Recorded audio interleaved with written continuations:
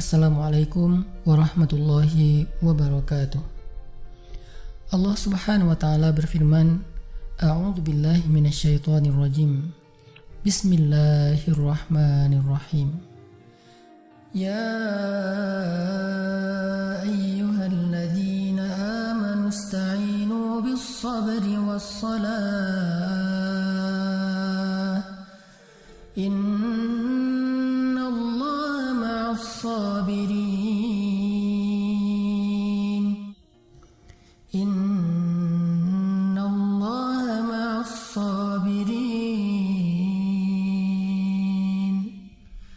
Wahai orang-orang yang beriman, mintalah pertolongan dengan sabar dan sholat. Sesungguhnya Allah bersama dengan orang-orang yang sabar. Kita sering mendengar ayat ini disampaikan oleh para ulama, para dai, para ustadz, tentang bahwa salah satu di antara cara menjemput pertolongan Allah Subhanahu wa Ta'ala itu adalah dengan melakukan ibadah sholat. Pertanyaannya adalah, sholat yang seperti apakah yang bisa menjemput pertolongan Allah dalam kehidupan kita pada saat kita sedang mengalami ujian yang berat? Banyak orang yang bilang, saya sholat tapi kok hidup saya gini-gini aja. Banyak orang yang bilang, saya udah sholat tetapi kok doa saya belum diijabah. Saya udah sholat tapi kok masalah saya masih belum selesai. Saya udah sholat tetapi kok musibah saya terus beruntun, tidak pernah berhenti. Saya udah sholat tapi kok musibah terus terjadi dalam hidup saya. Sehingga teman-teman yang dirahmati Allah, kita perlu belajar sholat yang seperti apa yang bisa menjemput pertolongan Allah Subhanahu wa Ta'ala secara ajaib. Mari kita renungkan sebuah kisah yang pernah disampaikan oleh sahabat Anas bin Malik radhiyallahu an, bahwa dahulu di masa Nabi ada seorang laki-laki di kota Madinah yang melakukan perjalanan antara Syam ke Madinah untuk berdagang.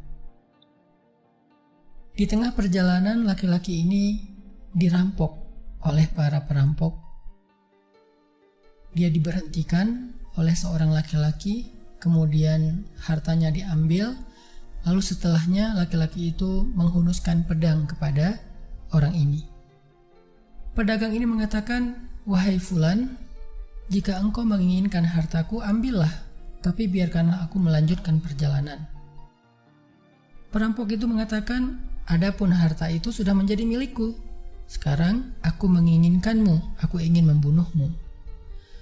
Merasa tidak punya pilihan, akhirnya pedagang ini mengatakan, wahai fulan, jika engkau ingin menyakitiku, membunuhku, maka lakukanlah.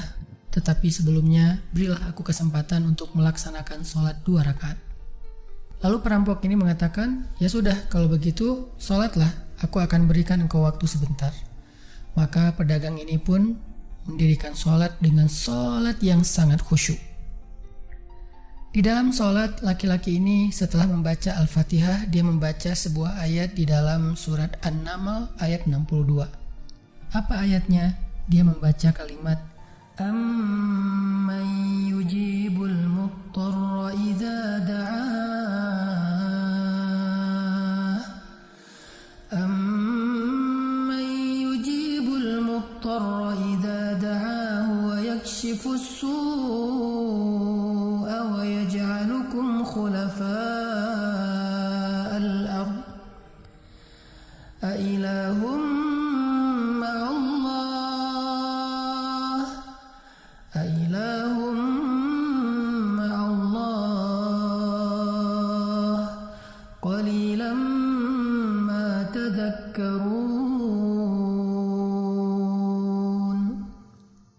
Bukankah dialah Allah yang memperkenankan doa orang yang dalam kesulitan apabila dia berdoa kepadanya, dan menghilangkan kesusahan dan menjadikan kalian sebagai khalifah di muka bumi?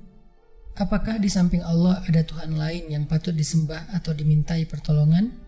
Sedikit sekali dari nikmat Allah yang kalian ingat. Shadaqallahul azim. Teman-teman yang dirahmati Allah SWT, Inilah ayat yang dibaca oleh pedagang tadi ketika dia sholat 2 rakaat. Dia membaca kalimat ini dengan penuh penghayatan dan perenungan. Dia mentadabburi ayat ini. Amman yujibul muttarra idza da'ah wa yakshifus su'. Bukankah dialah Allah yang memperkenankan doa orang-orang yang dalam kesulitan dan menghilangkan kesusahan? Dia menghayati ayat ini. Dia mentadabburi ayat ini. Sehingga muncullah rasa yakin di hatinya bahwa harapannya saat ini satu-satunya adalah Allah yang yujibul muttar. Dia dalam kondisi muttar, dalam kondisi kesulitan, dalam kondisi terancam. Muttar itu bisa bermakna terancam, kesulitan, kesusahan, dan berbagai macam makna dari ketidakberdayaan. Siapa yang yujibul muttar? Siapa yang akan memperkenankan doa orang yang tidak berdaya selain Allah? Wa yakshifus su', dan menghilangkan kesusahannya selain Allah. Maka mulai muncullah rasa yakin di dalam hati laki-laki ini setelah membaca ayat tersebut. Setelah selesai dia lakukan sholat, kemudian dia mengangkat kedua tangannya. Dia berdoa kepada Allah dengan menyebut nama-nama Allah yang mulia.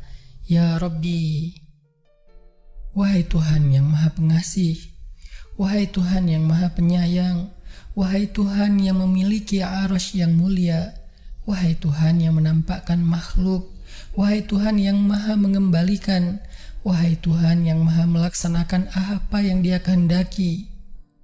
Aku mohon dengan cahayamu yang memenuhi sudut-sudut arasy-Mu. Hamba mohon kepadamu dengan kekuasaanmu yang menguasai makhluk-Mu dan dengan rahmat-Mu yang meliputi segala sesuatu. Tidak ada Tuhan yang berhak disembah selain Engkau, ya Allah. Wahai Tuhan yang maha penolong, tolonglah aku. Laki-laki ini berdoa meminta kepada Allah dengan menyebut kebesaran Allah di arasy, menyebut cahaya-cahaya yang dimiliki oleh Allah yang meliputi arasy-Nya yang mulia. Tiba-tiba setelah selesai berdoa, muncullah seorang laki-laki dengan pakaian hijau bercahaya. Dia mengendarai seekor kuda berwarna abu. Dia mengeluarkan pedang. Lalu perampok tadi mencoba untuk menyerang laki-laki berkuda itu. Tetapi laki-laki berkuda itu menendang dengan kudanya sehingga perampok ini terhempas, terjatuh. Kemudian laki-laki tersebut membunuh perampok itu seketika. Kemudian pedagang itu bertanya, "Siapakah Tuan?" Lalu penunggang kuda itu menjawab, "Ketahuilah, saya adalah malaikat yang turun dari langit ketiga. Ketika kamu berdoa kepada Allah kali yang pertama, kami para malaikat mendengar suara gemerincing dari pintu-pintu langit. Sehingga para malaikat bertanya-tanya, apa yang sedang terjadi? Tiba-tiba muncullah doamu yang kedua, hingga pintu-pintu langit terbuka dan nampaklah cahaya yang sangat benderang.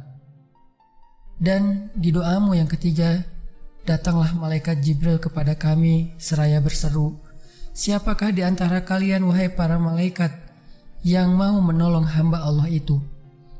Lalu aku memohon kepada Allah agar Ia mengizinkanku melaksanakan tugas ini. Wahai hamba Allah, ketahuilah, barang siapa yang berdoa dengan doa yang engkau baca tadi ketika dalam kesedihan, penderitaan, dan dalam keadaan sedang susah, maka Allah akan melepaskannya dari kesedihan dan akan menolongnya."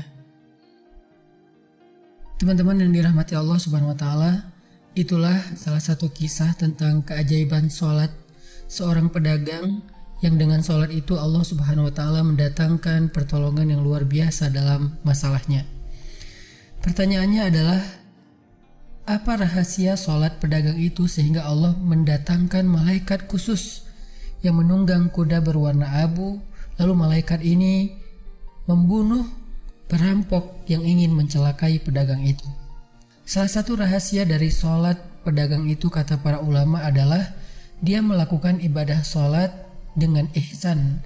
Seperti yang dikatakan Nabi tentang bab ihsan, an ta'budallah ka'annaka tarah fa'in lam takun tarah fa'innahu yarak. Ketika engkau beribadah kepada Allah, seolah-olah engkau melihat Allah. Jika engkau tidak bisa melihat Allah, maka yakinlah Allah melihatmu. Di sini Nabi mengajarkan kepada kita tentang sholat yang terkoneksi langsung dengan Allah Subhanahu wa Ta'ala. Terkoneksi dalam yakin dan iman sampai seolah-olah kita melihat Allah. Artinya ketika kita bisa sholat seolah-olah kita melihat Allah, lalu dengan kondisi seperti itu kita meminta pertolongan Allah dengan penuh keyakinan, itulah sholat yang mendatangkan pertolongan Allah.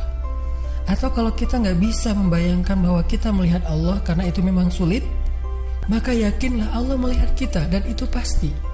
Artinya bahwa Allah itu pasti mendengar kita, melihat kita, dan sedang menunggu apa yang kita butuhkan. Maka orang yang bisa melakukan sholat dalam keadaan benar-benar seperti sedang bertemu dengan Allah, lalu dia meminta pertolongan Allah Subhanahu wa Ta'ala seperti pedagang tadi, maka sholatnya itulah yang disebut di dalam Al-Quran wasta'inu bis sabri was sholah, sholat yang bisa mendatangkan pertolongan Allah Subhanahu wa Ta'ala. Semakin sering kita melakukan sholat dengan ihsan, benar-benar seperti bertemu dengan Allah Subhanahu wa Ta'ala. Kalau kita nggak bisa ngerasain bagaimana cara menghayati kita melihat Allah, yakinlah Allah melihat kita. Dan kalau kita bisa mendawamkan ini dalam sholat 5 waktu dan dalam sholat-sholat sunnah kita yang lain, terutama sholat tahajud, maka insya Allah sholat kita sudah menjadi jalan keajaiban dalam kehidupan kita. Barakallahu fiikum.